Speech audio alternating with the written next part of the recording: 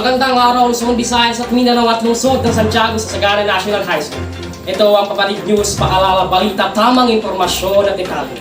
Balita naghahatid at nagbibigay ng tamang impormasyon sa anumang sulok ng bansa. Ako ang inyong lingkod, Lester Gabertan. At ako naman ang inyong tagapaghatid balitang inaabangan, Grazel Jade Ayudan. At ito ang Pabatid News Balita.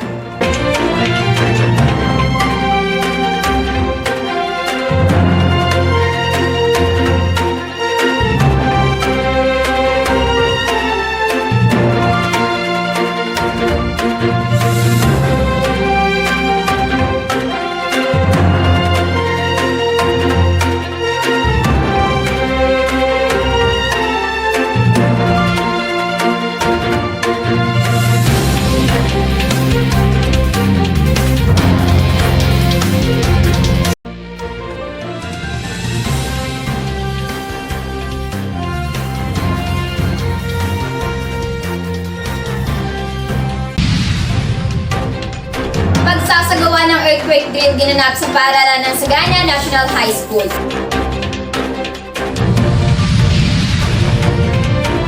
Pagpapalaganap ng safety protocol patuloy na inilulunsad sa Sagana National High School. Pagpanalo ni Dan Tacuyo bilang bagong SSLG President ng Sagana National High School at pagpasok ng mainit at maulan na panahon. Course na kinakaliwa ng mga estudyante sa Sagana National High School. Lahat ng mainit na balita ay tutukan dito lamang yan sa Pabatid News Balita.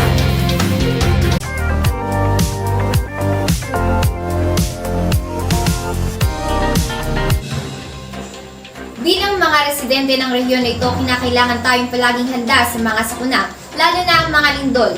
Ngayon, ginaganap natin ang isang pagsasanay sa lindol upang magpatuloy ang kalaman at tiyakin na lahat ay alam kung paano maging ligtas sa ganitong pangyayari. Kaya naman nagsagawa ang Sagana National High School ng isang earthquake drill upang mapaghandaan at mabigyan ng kalaman upang maging ligtas sa maaaring tumamang lindol. Nakatutok, Fernando Caparaz. Thank you, Grazel. Ngayong ikawalo ng Hunyo ng alas 9 ng umaga ay kasalukuyan namang ginaganap ang earthquake drill dito sa Sagana National High School, kung saan inihahanda ng paaralan ng mga bata upang maging handa kung meron mang dumating na sakuna. Ngayon naman ay ating kapanayamin ng school nurse designated ng Sagana National High School upang magbigay ng mensahe ukol sa naganap na earthquake drill. Good morning, ma'am.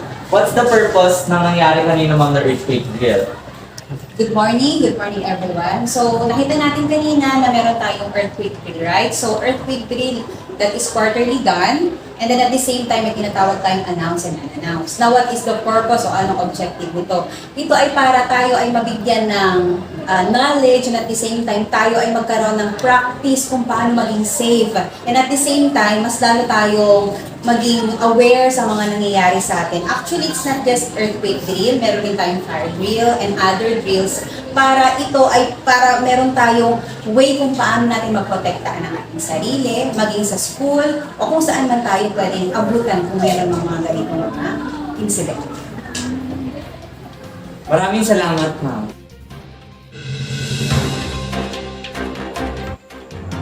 Mainit at maulang panahon ngayong Hunyo, abangan yan sa pagbabalik ng Pabatid News Balita. Sa mundong ibabaw, lahat ng hamon ng buhay ay mag-isang haharapin. Pagod, pawis, pandemya. Alam niyo bang maraming masamang epekto ang pagkawala o kakulangan ng tubig sa ating katawan? Hindi ba nakakatakot?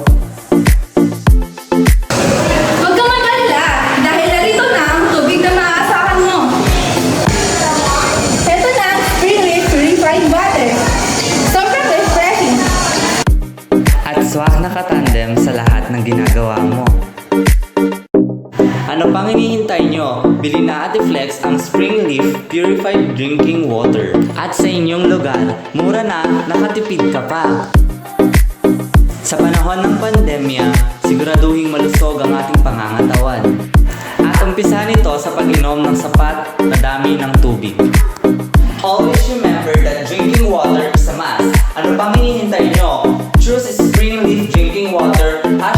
#stay hydrated. #kasangga mo sa pandemya.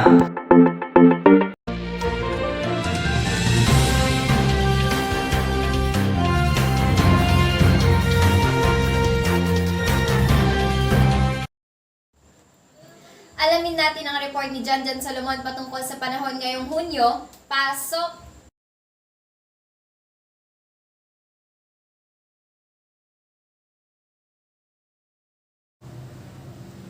Thank you, Grader, for the weather forecast. Ngayong pagpasok ng buwan ng Hunyo, asahan ng matinding init sa bandang bahagi ng Luzon, partikular sa bandang bahagi ng Santiago City. Sa Sagana National High School na inaasahan na nasa temperaturang 34 degrees Celsius. Kaya it's important to stay hydrated in the bright sunscreen kung may balak kang lumabas. Sa hapon at gabi naman, asahan ng malakas na pagbuhos ng ulan. Kaya huwag kalimutang magdala ng payong kung may planong lumabas sa gabi. Kaya dapat maganda sa paparating na ulan, lalo na sa mga lugar na prone sa pagbaha. Partikular sa bandang Baluarte. Muli, ako si Janjan Solomon, nag-uulat. Ingat sa ganyan.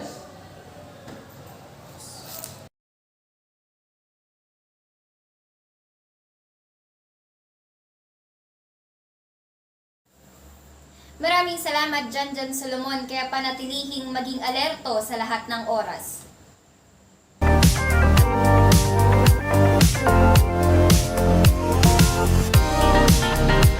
Sa ibang dako naman, pagkapanalo ni Dan Takuyo bilang bagong SSLG President ng Sagana National High School ay binigyan ng pagpupugay matapos nitong makuha at masungkit ang boto ng masa. Ating tunghayan ang report ni Dennis Dahanay. Nandito na nga tayo sa Sagana National High School.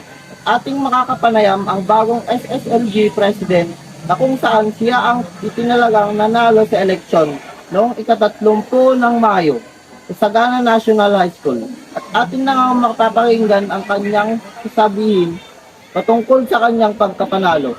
At ayan na nga siya, ang bagong SSLG President Sagana National High School. Congratulations, sir, sa yung pagkapanalo. Can you introduce yourself to our viewers? Thank you. I am Dan Philip Takuyo, and I am honored to be elected as the SSLG President of Sagana National High School. Pwede mo bang sabihin ang iyong vision for the school kung paano maging good leader? My vision for the school is to create an inclusive and empowering environment for all students. As a leader naman kasi, I believe that fostering strong relationship among students, staff, and teachers. Maganda yan. Ngayon, ano ang masasabi mo sa lahat ng sumusuporta sa iyo? Gusto ko lang magpasalamat kasi kahit transfer lang po ako, sinuportahan niyo pa rin po ako. At salamat din po sa tiwala na ibinigay niyo sa akin. Yun lamang po. Thank you, sir. Congratulations ulit. Thank you po ulit. Maraming salamat, Dennis Dahanay.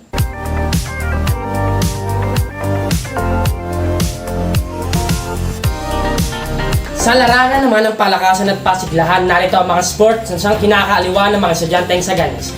Tutukan sa report ni Fernan Caparas.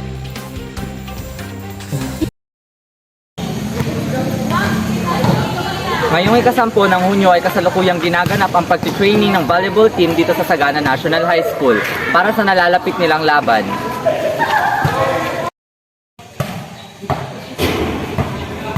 Ngayon naman ay ating kakapanayamin ng volleyball coach ng Sagana National High School. Good morning, sir. Good morning. Sir, para saan po ang purpose na ginagawa ninyo ngayon? Ang purpose na ito ay para sa paghahanda namin sa nalalapit na Emperor High na gaganapin sa Agosto. At kaya din sa mga susunod na mga tournament tulad ng Big Esperanto Cup na gaganapin naman ito sa January at maybe on February that will be the cluster meet. Kaya naman patuloy kami na naghahanda pati una para maging handa ang mga player na sa nalalapit na mga games. At inaasahan namin, hopefully na makapanalo kami at madala namin ang team kung papalari kami makapunta sa kaparaan. Kaya yun lamang. Kaya kung papansinin nyo, nagdala kami ng time para sa pag-training. Naghihintay din kami ng mga tune-up game para sa ganun ay magkaroon sila ng experience, makaharap ang iba't ibang mga teams at makakatulong ito sa kanila para maging malakas at maging disiplinado na mga players ng Sagana National High School. Yun lang. Thank you.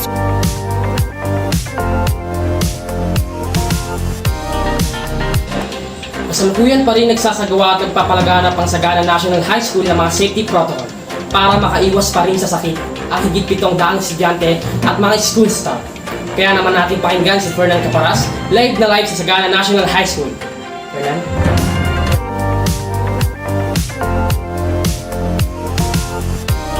Ngayon naman ay ating makakapanayam ang school head ng Sagana National High School upang magbigay ng mensahe patungkol sa pag-iigting ng safety protocol dito sa ating paaralan. Good morning, ma'am. Good morning.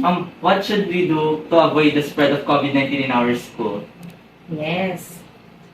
You know, our dear students, meron pa rin dito sa ating paligid ang COVID-19. So we have to avoid the 3 C's. What are these? First, crowded places with many people nearby. Mag-ingat tayo, huwag tayong mamalagi sa mga lugar na kung saan napakaraming tao at crowded. Number 2, close contact settings, especially where people have close range conversations. Medyo lumayo-layo tayo pag tayo nakikipag-usap. Number 3, confined and enclosed spaces with poor ventilation. Medyo yung mga spaces na nakasara, na nandyan ang daming tao, iwasan natin at walang hangin. Huwag tayo doon sa poor ventilation na tinatawag. So, what should you do? Sabi pa nga, mga anak. So, number 1, again, we have to avoid crowded places and limit time in enclosed spaces. Maintain at least 1 meter distance from others. When possible, open windows and doors for ventilation. Yung sinabi ko kanina. And keep hands clean and cover coughs and sneezes. Pag kayo nagsisipon, nag-uubo, please cover your mouth with hands. Your cleanse should be clean. Yung hands natin dapat malinis. And always wear a mask when you go outside your home. Dapat lagi tayong magsuot na face mask. Tayo ay mag-ingat lagi. And syempre, pag tayo hindi maganda ang pakiramdam, if you are unwell, stay home unless to seek urgent medical care. So, mga anak, mag-ingat-ingat tayo. Hindi natin alam na nasa paligid pa rin natin si COVID. Yun lang. Keep safe everyone and God bless. Dito sa Sagana National High School, yan ang ating dapat sundin at pinapatupad natin para sa ganon, makaiwas tayo sa anumang hindi magandang dulot na sakit ng COVID-19. Yan po ang mga balitang makatotohanan mula sa pangkat ng Republikanang Balita. Mga balitang isinisigaw kung saan umaapa ang pag-asa ng mamamayan. Muli ito ang Pabatid News Balita. Balitang walang kinikilingan. Balitang walang pagbubuhod na naghahatid ng walang anuman kundi ang katotohanan. Nasa Gabriel, Grazel Jade Ayudan na nagdadala sa inyo ng pinakabagong balita sa buong mundo. Thank you Luzon, Visayas at Mindanao. Thank you Santiago City at Sagana National High School for being with us. Patuloy na abangan ang may init na balita. Dito lang yan sa Pabatid News Balita. Paalala, balita, tamang impormasyon at detalye.